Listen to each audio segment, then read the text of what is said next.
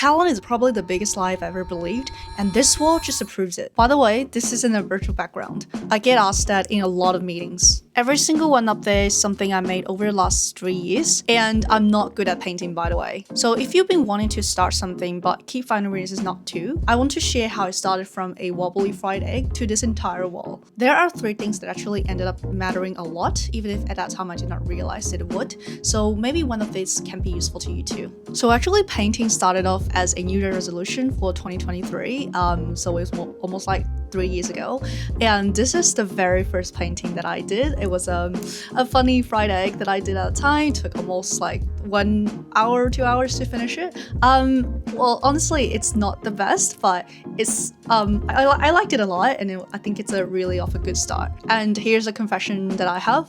Actually, when I was a kid, my art teacher told me that I have zero talent, like it just doesn't have it in me, and I just believed him for like 20 plus years. And it's not like the world just pushed back on that, really. When you scroll someone's art online, it was super amazing. It's like museum level sketchbooks, and at this moment I just think to myself, like, I would never reach that height, like ever even close to that, so why would I even bother starting? And also, growing in an Asian background means that efficiency is like the air that we breathe. If you have time, go read a book. If you read a book, it better help your career or your personal growth in a way. And doing something just because of that with no intention at all feels almost irresponsible. And looking back, I think there are 3 things that actually make the difference. It helped me from a wobbly fried egg to this entire wall, and honestly, none of them felt important at that time. I think the first trick is actually to pick up something that is completely unrelated to your career, something I did not need to be good at, and I didn't really need to show anyone about it. Because when a hobby is related to something in your real life, whether it's your career, your job, or just an image you want the world to see, I think that starts adding pressure to the things that you're supposed to enjoy. And painting is actually none of that. Like, I don't need to be an artist. I don't have to be an artist if I don't want to.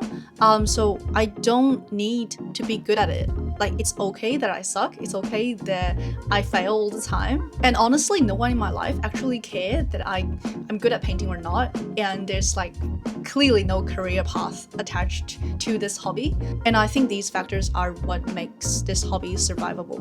And the second thing is, I bought the cheapest art supplies possible, almost by an accident. So if you've ever been to an art shop, you will know how these good stuff are genuinely insanely expensive. Like professional paint, really nice brushes, really nice canvases, and everything just adds up really fast. But there's actually a whole world of cheap supplies that works perfectly fine if you're just starting. So my very first paint is from Officeworks. It costs like $15, and after that I start buying canvases from Taobao for like less than $1, and got the paint set for less than $20. And looking back, I think that almost saved the whole thing. So if I were to buy a $100 canvas, like a really nice one, I would be too scared to ruin it. I would just be too scared to put anything on it, to be honest. And the third thing that I'm actually still surprised about even today is being really inconsistent, like embarrassingly inconsistent. I didn't end up as those like inspirational YouTubers where they paint every day. I didn't even paint every week.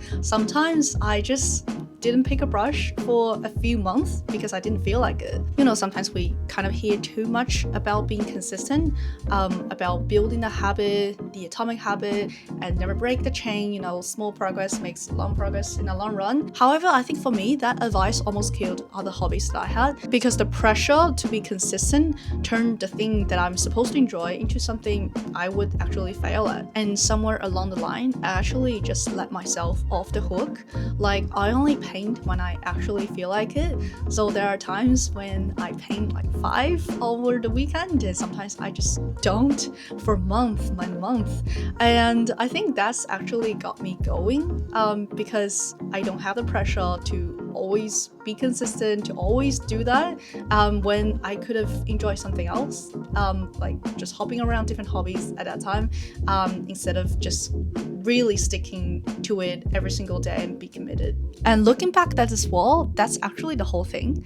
I paint set that I'm not really precious about, a hobby that I don't need to be good at, and a permission to become really inconsistent. And I think the thing I had backward for a very long time is we worked really hard to try to build a life that we can enjoy. Like, joy is supposed to be where everything is heading, right? And somewhere in those 3 years, I start to think that these very small, they seem useless and pointless moments, they're not really the road to joy. They kind of are the joy in a very wobbly fried egg that I painted on a Tuesday. And if anything that I talked about today ever resonated with you, a like or even a subscribe would mean a lot to me. So I'm starting to slowly build this channel, like I slowly build this wall. So thank you for sticking around for those really early ones, and I'll see you in the next ones.